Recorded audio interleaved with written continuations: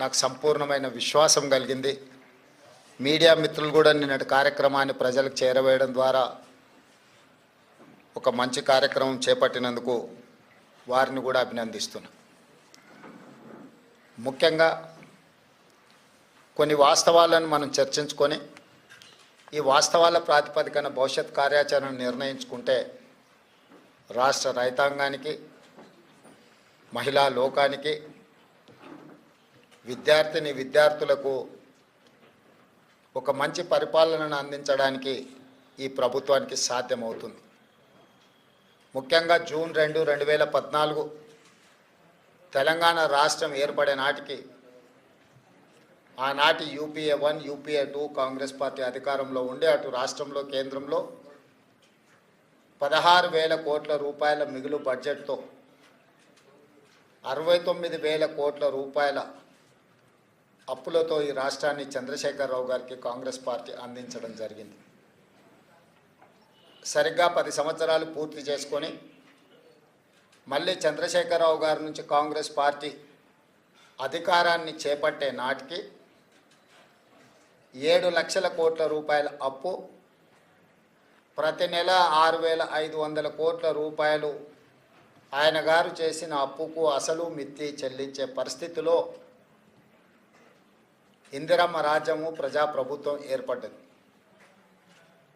వాస్తవంగా 7 లక్షల కోట్ల రూపాయల అప్పు ఉందన్న సంగతి ఆ 10 సంవత్సరాల ఏ సందర్భంలో కూడా ఆర్థిక నిపుణులు కానీ, రాజకీయ విశ్లేషకులు కానీ, గత ప్రభుత్వంలో బాధ్యత వహించిన చంద్రశేఖరరావు గారు కావచ్చు, హరీష్ రావు గారు కావచ్చు, లేదా ప్రభుత్వంలో ఆర్థిక మంత్రిగా పనిచేసిన ఈటల రాజేందర్ గారు కావచ్చు, ప్రజలకు ఏ రోజు వాస్తవాలను తెలుసుకునే అవకాశం కానీ వివరించే ప్రయత్నం కానీ జరగలేదు. మేమందరం వివిధ మార్గాల ద్వారా సేకరించిన సమాచారము ప్రభుత్వాన్ని శాసనసభలో కానీ వెలుపల కానీ నిలదీసినప్పుడు ప్రతిపక్షాలు అబద్ధాలు చెప్తున్నాయి. ఈ రాష్ట్ర ప్రజల మీద మేము అప్పుల భారాన్ని మోపలేదు, అద్భుతమైన పరిపాలనను మేము అందిస్తూ ఉన్నాం, తెలంగాణను బంగారు తెలంగాణగా మేము మార్చినామని చెప్పి ఆనాటి ప్రభుత్వం సందర్భం వచ్చినప్పుడల్లా ప్రతిదాడి చేస్తూ పోయింది. సరే, ఏది ఏమైనా డిసెంబర్ 7, 2023 నాడు మేము అధికారం చేపట్టిన రోజుకి, అధికారం చేపట్టిన వెంబడే డిసెంబర్ 9, 2023 నాడు శాసనసభ సమావేశాలు ఏర్పాటు చేసి మేము వైట్ పేపర్ రిలీజ్ చేయడం జరిగింది. ఆస్తుల విషయంలో, అప్పుల విషయంలో, విద్యుత్ విషయంలో, సాగునీటి ప్రాజెక్టుల విషయంలో ప్రధానంగా అధికారంలోకి వచ్చిన వెంబడే వాస్తవ పరిస్థితులను ప్రజలకు వివరించడం ద్వారా వాస్తవ పరిస్థితులను అంచనా వేసుకొని ప్రభుత్వాన్ని నడపాలన్న ఆలోచనతోని వివరించినాం. ఆ వివరాల ప్రకారము 7 లక్షల కోట్ల రూపాయలు తెలంగాణ రాష్ట్రం మీద అప్పులను చంద్రశేఖరరావు గారు మోపినరు. వారు తెచ్చిన అప్పులకు అసలు మిత్తి ప్రతి నెల 6,500 కోట్ల రూపాయలు ఇప్పుడు మేము కడుతున్నాం. ఆ లెక్కన ఏ రకంగా రాష్ట్ర ఆర్థిక పరిస్థితి దిగజారిందో, క్షీణించిందో ప్రజలందరూ అర్థం చేసుకోవాలి. ఉమ్మడి రాష్ట్రం నుంచి వచ్చిన అప్పుల ప్రకారము సంవత్సరానికి 6,500 కోట్ల రూపాయలు అసలు మిత్తి కట్టే పరిస్థితి నుంచి చంద్రశేఖరరావు గారు దిగిపోయే సమయానికి ప్రతి నెల 6,500 కోట్ల రూపాయలు అసలు మిత్తి కట్టే పరిస్థితి వచ్చింది. అయినా అధైర్యపడకుండా ఇచ్చిన గ్యారంటీలను అమలు చేస్తూ, అందులో ప్రధానంగా రైతు సంక్షేమం అనేది, రైతును రాజును చేయడమే లక్ష్యంగా పండిత్ జవహర్లాల్ నెహ్రూ గారి నుంచి మొదలు పెడితే డాక్టర్ వైఎస్ రాజశేఖర రెడ్డి గారు ఉమ్మడి రాష్ట్రంలో ముఖ్యమంత్రిగా బాధ్యత చేపట్టి ఇచ్చిన ఉచిత కరెంటు వరకు రైతులే మా ఎజెండా, రైతుల తలరాత, రాజ్యం చేపట్టే వాళ్ళు మారుస్తారని కాదు, రాజ్యంని చేపట్టే వాళ్ళ తలరాతనే రైతులు మారుస్తారని నమ్మిన మేము రైతులకు సాగునీటి ప్రాజెక్టులు కావచ్చు, హరిత విప్లవం కావచ్చు, అదేవిధంగా ఉచిత విద్యుత్తు కావచ్చు, సబ్సిడీలో ఎరువులు కావచ్చు, కనీసం మద్దతు ధర పండించిన పంటకు కావచ్చు, ఈ విధంగా చెప్పుకుంటూ వెళ్తే ఏది చేసినా కూడా ఆహార భద్రత చట్టం కావచ్చు, ఉపాధి హామీ పథకం కావచ్చు, ఇవన్నీ కూడా రైతు కూలీలను దృష్టిలో పెట్టుకొని చట్టబద్ధత కల్పించి రైతులను ఆదుకునే ప్రయత్నము నెహ్రూ గారి నుంచి మొదలు పెడితే రాజశేఖర రెడ్డి వరకు ఇది కాంగ్రెస్ పార్టీ చేపట్టిన గొప్ప సమూలమైన మార్పులు. ఈ సమూలమైన మార్పులతో రైతుల జీవితాలలో సంపూర్ణమైన వెలుగులు వచ్చినాయంటే రాలేదు.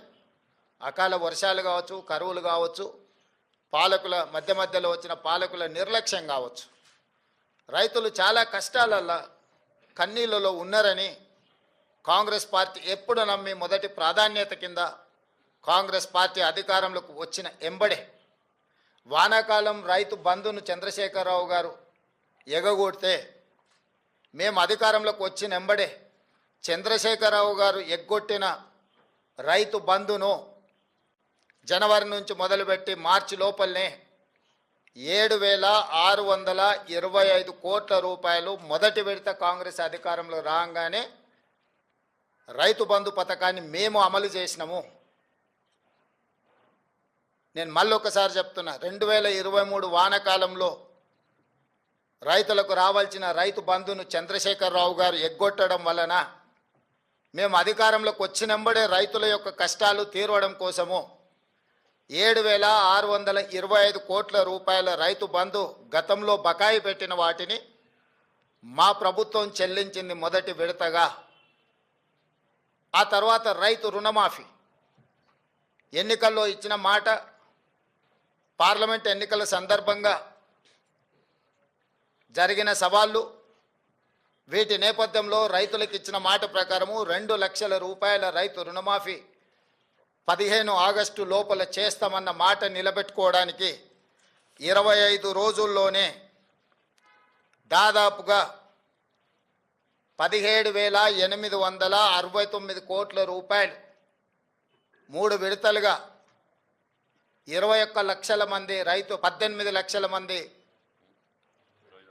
22,22,067 మంది రైతులకు 17,869 కోట్ల రూపాయలు 15 ఆగస్టు నాటికి మేము మాఫీ చేయడం జరిగింది. దానికి సంబంధించి 18/7/2024 11,34,412 మంది రైతులకు 6,034 కోట్ల 96 లక్షలు మొదటి దఫా రైతుల ఖాతాలలో ₹1,00,000 వరకు ఉన్న రుణమాఫీని ఆ రోజు చేయడం జరిగింది. ఫేజ్ 2లో 30/7/2024 నాడు 6,40,823 మంది రైతులకు 6,190 కోట్ల రూపాయలు, 1,00,000 వరకు రుణమాఫీ ఉన్న వాళ్లకు, రుణాలు ఉన్న వాళ్లకు ఖాతాలో 2వ విడత వేయడం జరిగింది. 3వ విడత 15 ఆగస్టు 2024 నాడు 4,46,832 మంది రైతు కుటుంబాలకు 5,644 కోట్ల 25 లక్షలు. 3 విడతలల్లా 17,869 కోట్ల రూపాయలు 22,22,067 మంది రైతు కుటుంబాలకు మేము మాఫీ చేయడం జరిగింది, వాళ్ళ ఖాతాలో వేయడం జరిగింది.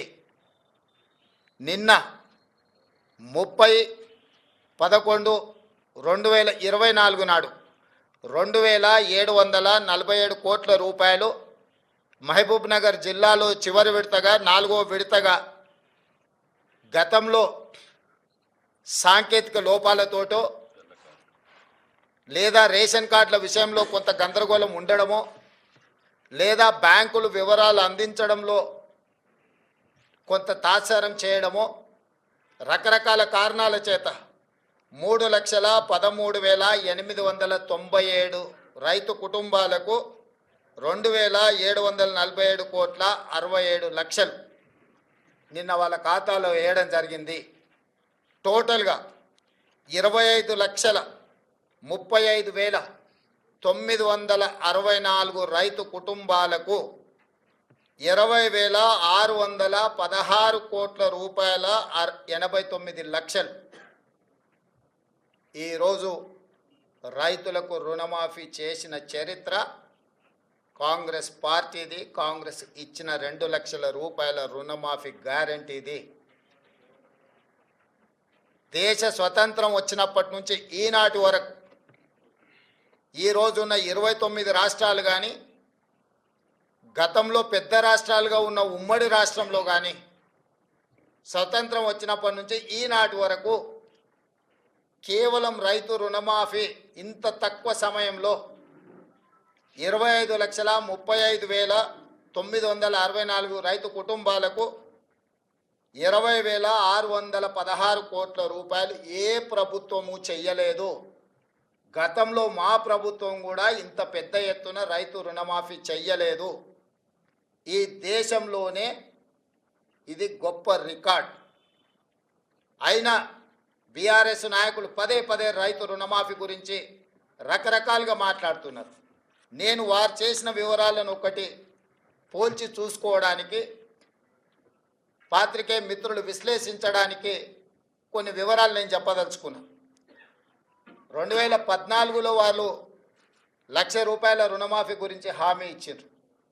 అధికారంలోకి వచ్చిన తర్వాత 4 విడతలుగా రుణమాఫీ చేస్తామన్నారు. 4 విడతలలో బ్యాంకుల్లో జరిగే మిత్తిలు పెరిగే మిత్తిలను కూడా మేమే కడతామన్నారు. ఆ విడత సరిగ్గా అమలు చేయలేదు. రెండవసారి మళ్ళీ హామీ ఇచ్చారు 2018 ఎన్నికల్లో. 2018 ఎన్నికల్లో కూడా ₹1,00,000 ఏక మొత్తంలో రుణమాఫీ చేస్తామని చెప్పిన ప్రభుత్వం ఆనాడు వాళ్ళకు చెయ్యలేదు. చివరికి ఎన్నికలు సమీపించిన సమయంలో ఔటర్ రింగ్ రోడ్డును అమ్మి హడావిడిగా రుణమాఫీ చేసింది ఎంత అంటే వాళ్ళు 21,35,557 మంది రైతులకు 11,909 కోట్ల 31 లక్షల రూపాయలు మాత్రమే రుణమాఫీ చేసిండ్రు. 4.5 సంవత్సరాల తర్వాత వాళ్ళు రుణమాఫీ చేయడం వల్ల ఈ ₹1,00,000 రుణము తెచ్చుకున్న వాళ్లకు ఇందులో వడ్డీ ఎంత పోయిందయ్యా అంటే 8,578 కోట్ల 97 లక్షలు. దాదాపుగా వాళ్ళ మొత్తం అప్పులకే పోయింది. అంటే వాళ్ళు తెచ్చిన 4.5 ఏళ్ళు రుణమాఫీ జరగకపోవడం వల్ల అది మొత్తము వడ్డీలకే వెళ్ళింది. దాంతో నికరంగా వాళ్ళు చేసిన రుణమాఫీ ఎంత అంటే 3,331 కోటి రూపాయలు మాత్రమే. సింపుల్గా చెట్టు కింద లెక్కలు చెప్పాలంటే వాళ్ళు ఇచ్చింది 2018 నుంచి 2023 వరకు 5 సంవత్సరాల పరిపాలనలో చంద్రశేఖరరావు గారు ముఖ్యమంత్రిగా రైతులకు 11,909 కోట్ల రూపాయలు రుణమాఫీ చేసిండు. ఆ రుణమాఫీలో వడ్డీ 8,578 కోట్ల రూపాయలు వడ్డీ కింద పోయింది. కేవలం 3,331 కోట్ల రూపాయలు మాత్రమే అసలు కింద జమ అయింది. 5 సంవత్సరాలలో ఆయన చేసిన రుణమాఫీ 3,331 కోటి రూపాయలు. వారు ఈరోజు సంవత్సరం తిరగకంటే ముందే దాదాపుగా 20,616 కోట్ల రూపాయలు రుణమాఫీ చేసిన మమ్మల్ని తప్పు పట్టాలని, దోషిగా నిలబెట్టాలని ఏదో ఊబలాట పడుతున్నారు. ఇది రైతులు గమనించరా? రైతులకు అర్థం కాదా? ఎందుకంటే రైతు అప్పు తెచ్చుకున్నది రైతు, మిత్తి చెల్లించింది రైతు, రుణమాఫీ జరగక బాధపడ్డది రైతు. ఈరోజు మేము వేసే సొమ్ము రైతుల ఖాతాల్లో ప్రత్యక్షంగా పడుతుంది. కాబట్టి తద్వారా రైతులు ఎంత ఆనందంగా ఉన్నారో ఈ విషయాలను పరిగణలోకి మీడియా మిత్రులు కూడా తీసుకోవాలి.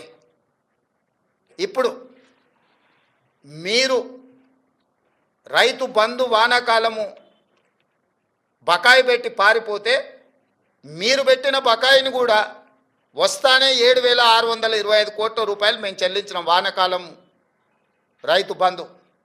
ఇప్పుడు ఇందులో కూడా మీరు చాలామందికి రూపాయల వరకు ఉన్న రుణాలు మీరు చెల్లించకపోవడంలో అసలు మిత్తి ఏది చెల్లించకపోవడం వల్ల 20 లక్షల మంది రైతులు దాదాపుగా కొత్తగా తీసుకున్న రుణాలు కాదు 2018 నుంచి 2023 వరకు మళ్ళీ రెన్యువల్ చేసుకున్నారు ఆ అప్పును వాళ్ళు.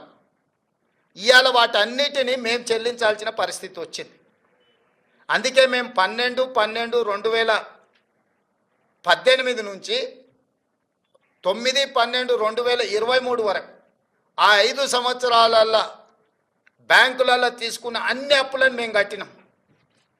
చంద్రశేఖరరావు పరిపాలించిన 5 సంవత్సరాల కాలంలో రైతులు చేసిన అప్పు 12/12/2018 అంటే రెండోసారి చంద్రశేఖరరావు గారు ప్రమాణ స్వీకారం చేసిన రోజు నుంచి చంద్రశేఖరరావు గారు దిగిపోయి మేము ప్రమాణ స్వీకారం చేసి మొదటి రోజు అసెంబ్లీ ప్రారంభించే తారీఖు వరకు దాదాపుగా 5 సంవత్సరాల పూర్తి కాలంలో రైతులకు ఉన్న 2 లక్షల రూపాయల వరకు రుణమాఫీని మేము చేసి రైతుల పట్ల రైతు పక్షపాతిగా మా ప్రభుత్వం ఉన్నదని మేము నిరూపించుకున్నాము. అది రుణమాఫీ విషయం. రైతు బంధు మీరు వానాకాలం బకాయి పెడితే మేము వచ్చినెంబడే ఆ బకాయి ఇచ్చినాం. ఇప్పుడు నేను మళ్ళీ రైతులకు మాట ఇస్తున్నా, సంక్రాంతి పండుగ తర్వాత రైతు భరోసా మీ ఖాతాలలో వేసేది సోనియమ్మ గ్యారంటీ, ఇందిరమ్మ ప్రభుత్వము. ఏ రైతులు ఎలాంటి మారీచులు సుబాహులు వచ్చి మీకు అబద్ధాలు చెప్పి ఆనాడు పురాణాలలో విశ్వామిత్రుడు యజ్ఞం చేస్తుంటే రాక్షసులు ముఖ్యంగా మారీచుడు సుబాహులు వచ్చి ఆ యజ్ఞాన్ని భగ్నం చేయాలని ప్రయత్నం చేస్తే రామలక్ష్మణులు ఎట్లయితే కాపలా కాసి విశ్వామిత్రుడు చేపట్టిన యజ్ఞాన్ని సంపూర్ణంగా పూర్తి చేసిండ్రో ఈనాడు కూడా మా ప్రభుత్వము రైతు భరోసా కొనసాగిస్తుంది. సంక్రాంతి పండుగ తరువాత సోనియా గాంధీ గారి గ్యారెంటీగా నేను చెప్తున్నా, మీ రైతు భరోసా మీ ఖాతాలో పడుతుంది. ఎవరిని నమ్మకండి. ఇట్లాంటి మారీచులు మీ దగ్గరికి మారు వేషంలో వస్తూనే ఉంటారు. ఆనాడు సీతమ్మను ఎమర్చడానికి బంగారు లేడీ రూపంలో వచ్చిన మారీచుడే ఈరోజు మారు వేషంలో మళ్ళీ బీఆర్ఎస్ బీజేపీల రూపంలో మీ దగ్గరకు వస్తారు. ఈ మారీచులను మీరు విశ్వసించకండి. సంక్రాంతి పండుగ తరువాత మీ రైతు భరోసా మీ ఖాతాలలో పడుతుంది. విధి విధానాలకు సంబంధించి మంత్రివర్గ ఉపసంఘం వేసిన బట్టి విక్రమార్క గారు, పొంగులేటి శ్రీనివాసరెడ్డి గారు, తుమ్మల నాగేశ్వరరావు గారు, ఇతర మంత్రుల చేత మంత్రివర్గ ఉపసంఘాన్ని విధి విధానాలను ఖరారు చేయడానికి వేసినాం. రాబోయే శాసనసభ సమావేశాలలో విధి విధానాల మీద చర్చ పెట్టి ఏ రకంగా కార్యాచరణను తీసుకొని ముందుకు వెళ్దామో నిర్ణయించుకొని డిసెంబర్ నెలలో జరిగే శాసనసభ సమావేశాలలో సభలో చర్చ చేసి విధి విధానాలను ఖరారు చేసి సంక్రాంతి పండుగ తర్వాత మీ రైతు భరోసా మీ ఖాతాలలో వేసే బాధ్యత మా ప్రభుత్వం తీసుకుంటుందని చెప్పి నేను రైతులకు గ్యారంటీ ఇస్తున్నా. రైతు రుణమాఫీ చేస్తామన్నాం, చేసి చూపించినాం. రైతు బంధు చంద్రశేఖరరావు గారు బకాయి పెట్టి పారిపోతే వాటిని కూడా 7,625 కోట్ల రూపాయలు రైతుల ఖాతాలో మేము వేసినాము. ఇప్పుడు కూడా రైతులకు రైతు భరోసా అందించే బాధ్యత మా ప్రభుత్వం తీసుకుంటుంది. దీనికి సంబంధించి శాసనసభలో చర్చలు చేసి మంత్రివర్గ ఉపసంఘం ఇచ్చే నివేదికను శాసనసభలో ప్రవేశపెట్టి విధి విధానాలను ఖరారు చేసి రైతు భరోసా పథకం కొనసాగుతుంది. మారీచులను మారువేషంలో వచ్చే వాళ్ళను అది బీఆర్ఎస్ వల్ల బీజేపీ వల్ల చూడకండి, నమ్మకండి, వాళ్ళ మాటలు వినకండి. అదేవిధంగా ఈ సీజన్లో మేము వరి వంగడాల విషయంలో 500 రూపాయల బోనస్ ఇస్తామని చెప్పినాం. చాలా అపోహలు సృష్టించే ప్రయత్నం చేసిండ్రు. ఎవరయ్యా అంటే గతంలో వరేస్తే ఉరేసుకున్నట్టే కొనుగోలు కేంద్రాలే ఉండవు, కొనుగోలు కేంద్రాలు ఎత్తేసినాము, ఎవరు పండించుకుంటే వాళ్ళ కర్మ అని చంద్రశేఖరరావు గారు ముఖ్యమంత్రిగా అధికారికంగా వారే మాట్లాడి చెప్పారు. ఒకటి కొనుగోలు కేంద్రాలు మూసేస్తున్నాం, కేంద్రం కొనడం లేదు కాబట్టి మేము కూడా కొనడం లేదని బాధ్యత కలిగిన ఆనాటి ముఖ్యమంత్రి గారే మాట్లాడినరు. ఆ తర్వాత ఇంకా ఒక అడుగు ముందుకేసి ఊరేసుకుంటే ఊరేసుకున్నట్టే అది మీ కర్మ అని చంద్రశేఖరరావు గారు మాట్లాడినరు. ఊరేసుకుంటే ఊరేసుకుంటు అనే పరిస్థితి నుంచి వరి వేసుకోండి కనీసం మద్దతు ధరించి కొంటమనే కాకుండా సన్నాలు పండించండి 500 రూపాయల బోనస్ ఇస్తామని చెప్పి ఈ రోజుకి 31 లక్షల మెట్రిక్ టన్నుల వరి ధాన్యాన్ని మా ప్రభుత్వం సేకరించింది. 500 రూపాయల బోనస్ కొనసాగుతుంది. ఒక్కసారి ఇచ్చి వదిలేయదు కాంగ్రెస్ పార్టీ. కాంగ్రెస్ పార్టీ ఆనాడు ఉచిత కరెంట్ ఇస్తామన్నాం, ఎవరొచ్చినా ఇవ్వక తప్పని పరిస్థితి సృష్టించినము. ఈనాడు సన్నాలు పండించిన వాళ్ళకి 500 రూపాయలు బోనస్ ఇస్తామన్నాం, వానాకాలం ఇచ్చినాం, రేపు వచ్చే సీజన్కు కూడా 500 రూపాయల బోనస్ కొనసాగుతుంది. అయితే రైతులకు నిపుణులు తెలంగాణ సోనా, బీపీటీ, హెచ్ఎంటీ ఇట్లాంటి వంగడాలు వేస్తే ఎక్కువ ఉత్పత్తి వస్తుంది, రైతులకు మేలు జరుగుతుంది అని చెప్పి కొంతమంది శాస్త్రవేత్తలు మాకు చెప్పడం జరిగింది. అందుకే నేను రైతులకు సూచన చేస్తున్నా, తెలంగాణ సోనా, బీపీటీ, హెచ్ఎంటీ లాంటి వంగడాలు వేస్తే మీకు పంట అధికంగా వస్తుంది. ఇవి తెలంగాణలో ఎక్కువగా తింటారు. ఎందుకు ఇలాంటివి ఏమంటున్నాం, చాలా రకాలు ఉన్నాయి, 31 రకాలు ఉన్నాయి సన్నాలకు సంబంధించి మేము జీవో ఇచ్చినాం. కానీ తెలంగాణలో ఉండే ప్రజలు అత్యధికంగా తినేది తెలంగాణ సోనా, బీపీటీ లేకపోతే హెచ్ఎంటీ. ఈరోజు రేషన్ షాపులలో సన్న బియ్యం ఇస్తామని మాట ఇచ్చినాం. మన తెలంగాణ రైతులు తెలంగాణ భూముల్లో పండించిన వడ్లు కొని వాటిని బియ్యంగా మార్చి పేదలకు రేషన్ షాపులో అవే బియ్యం ఇవ్వాలనుకుంటున్నాము. ఈరోజు సంక్షేమ హాస్టళ్లలో ఎస్సీ, ఎస్టీ, బీసీ, మైనారిటీ గురుకులాలు, కస్తూర్బా స్కూళ్ళు, ఏ ప్రభుత్వ పాఠశాలలలో భోజన పథకం అమలు జరుగుతుందో వాళ్ళందరూ కూడా సన్న బియ్యంతోనే భోజనం పెట్టాలి.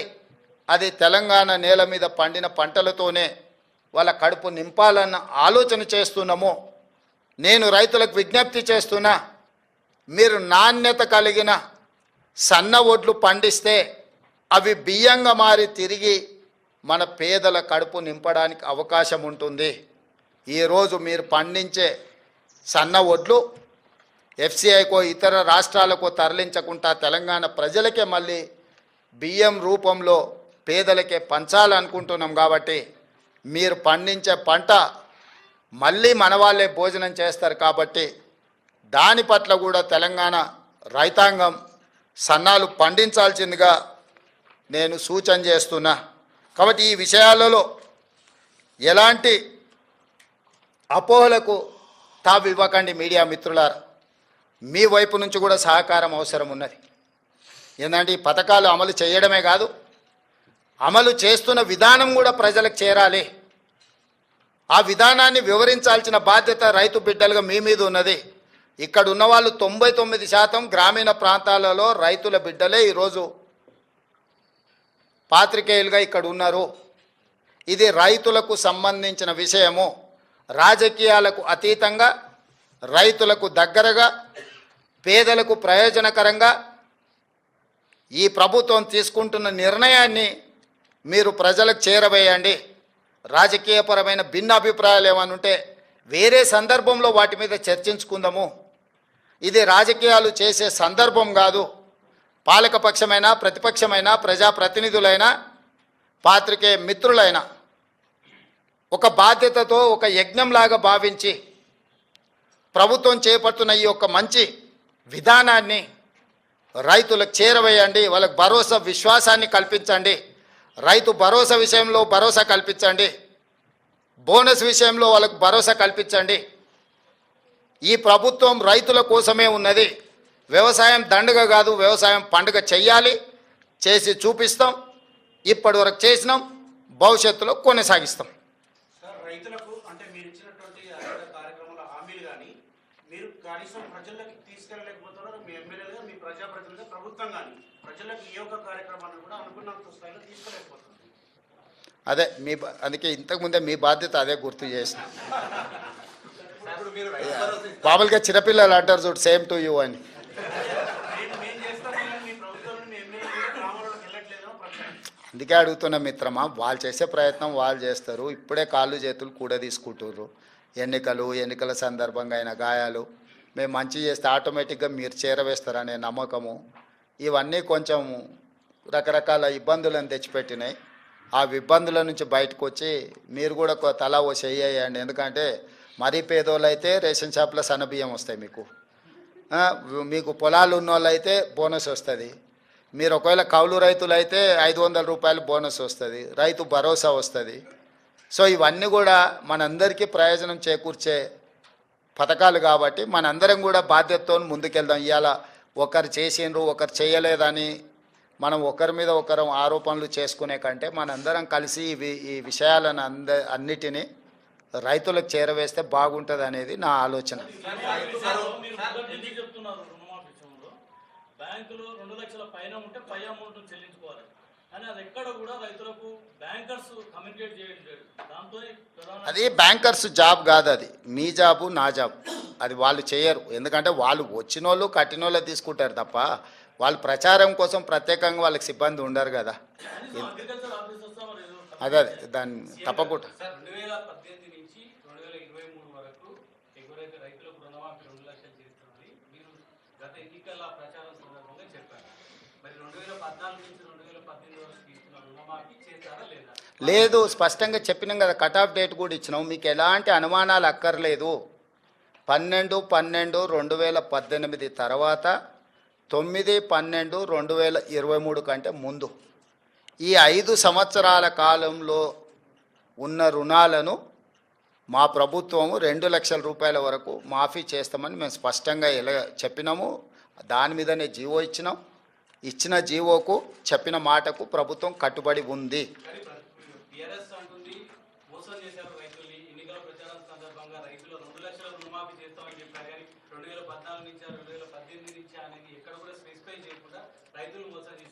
నేను అంతకుముందే చెప్పిన వాళ్ళు మారీచులు సుబాహులు అని, వాళ్ళ గురించి మనకి ఎందుకు మిత్రమా? ఇది ఒక పండుగ వాతావరణం.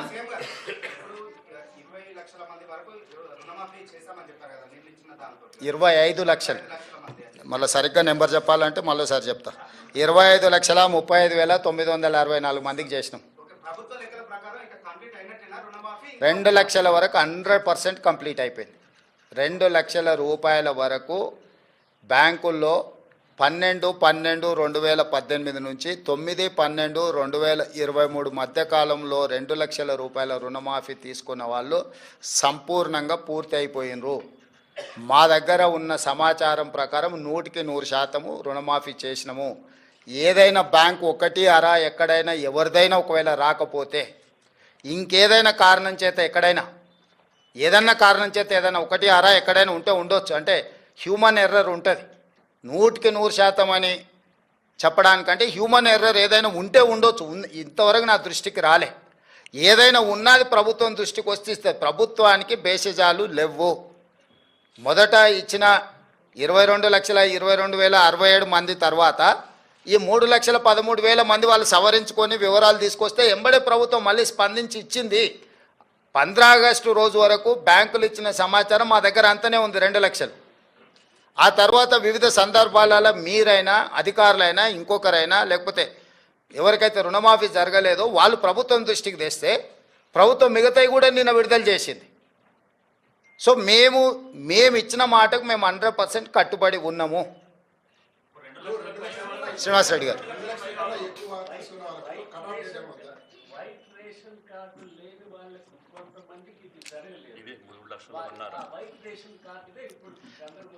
లేదు ఇప్పుడు మాఫీ చేసిన దాంట్లో కార్డు లేని వాళ్ళని కూడా తీసుకొనే ఇచ్చినాం.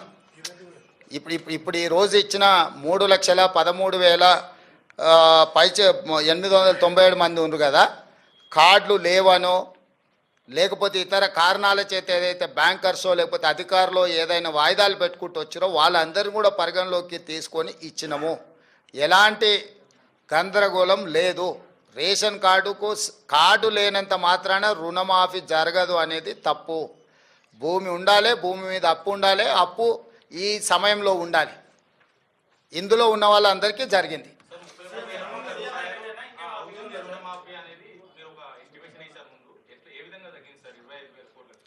ఇప్పుడు 31,000 కోట్లకు ప్రాథమికంగా బ్యాంకర్సు మాకు అంచనాలు పంపించారు. ఎందుకు పంపించారు అంటే వాళ్ళు 2014 నుంచి 18 వరకు చంద్రశేఖరరావు ఎగగొట్టిన బకాయిలు కూడా ఉన్నాయి కదా, ఒకటేసారి గవర్నమెంట్ కడితే అన్నీ తీసేసుకోవచ్చు అని కొందరు వివరాలు ఇచ్చారు. నీకు అర్థమైంది కదా, మేము బ్యాంక్ రుణమాఫీ రైతులకు చేస్తున్నామని కట్ ఆఫ్ డేట్ వాళ్ళకి తెలియదు కదా. మీ దగ్గర ఎవరెవరు ఖాతాలు ఉన్నాయో ఎన్ని బాకీలు ఉన్నాయో చెప్పండి అనగానే బ్యాంక్ వాళ్ళు ఇవే కాదు లాంగ్ టర్మ్ లోన్స్ కూడా అందులో కలిపి రాసి ఇచ్చారు. అంటే లాంగ్ టర్మ్ లోన్ అంటే వ్యవసాయ భూమి పెట్టి పోల్ట్రీ ఫామ్కు తెచ్చుకొని ఉంటారు, లేకపోతే ఇతర వ్యాపారానికి తెచ్చుకొని ఉంటారు. రకరకాల కారణాల చేత లాంగ్ టర్మ్ లోన్లు తెచ్చుకునేవి కూడా వాళ్ళ బ్యాంకులోని అన్నిటినీ ప్రాథమిక అంచనాలు పంపించారు. తర్వాత మైన్యూట్ గైడ్ లైన్స్ ఇచ్చి ఈ ఫ్రేమ్లో ఉండి మీరు ఇచ్చే ఏవైతే వివరాలు ఉన్నాయో సంతకం పెట్టి ఇవ్వమని చెప్పినాం బ్యాంకర్స్కి. తప్పుడు సమాచారం ఇస్తే మేము చూసి ఉంటారు కదా, తప్పుడు క్లెయిమ్స్ చేసినా తప్పుడు సమాచారం ఇచ్చినా చట్ట ప్రకారం శిక్షిస్తామని చెప్పి ఇచ్చిన జీవోలు పొందుపరచడం జరిగింది. దాంతో పూర్తిగా ప్యూరిఫై చేసి రికార్డులను అన్నిటిని కూడా వాళ్ళు 1కి 2 సార్లు పరిశీలించుకొని మాకు వివరాలు ఇవ్వడం జరిగింది. శ్రీనివాస్ గారు, శ్రీనివాస్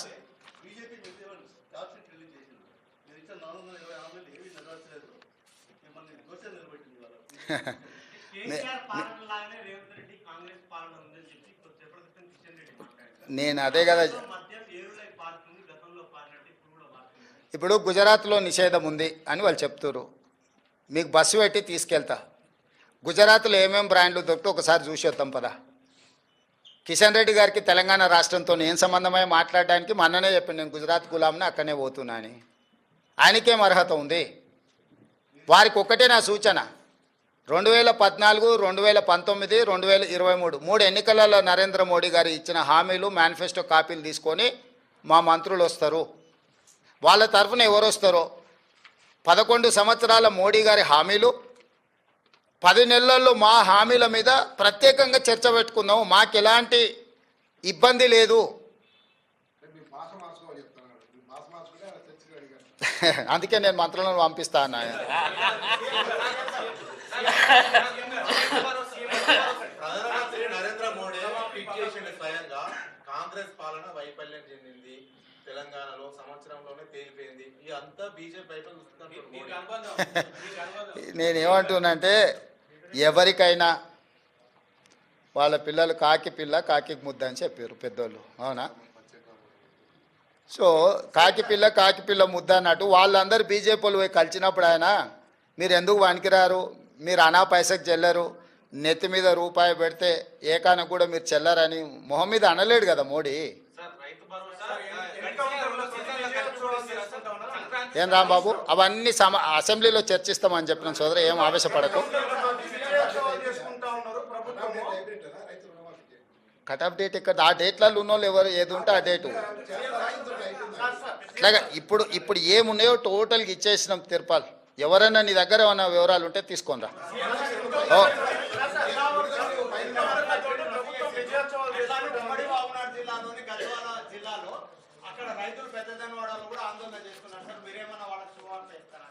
అది మళ్ళీ మాట్లాడుకుందాం. ఇప్పటికాడికి ఈ రోజుకు రుణమాఫీ మీద భరోసా మీద మాట్లాడుకుందాం. ధన్యవాదాలు.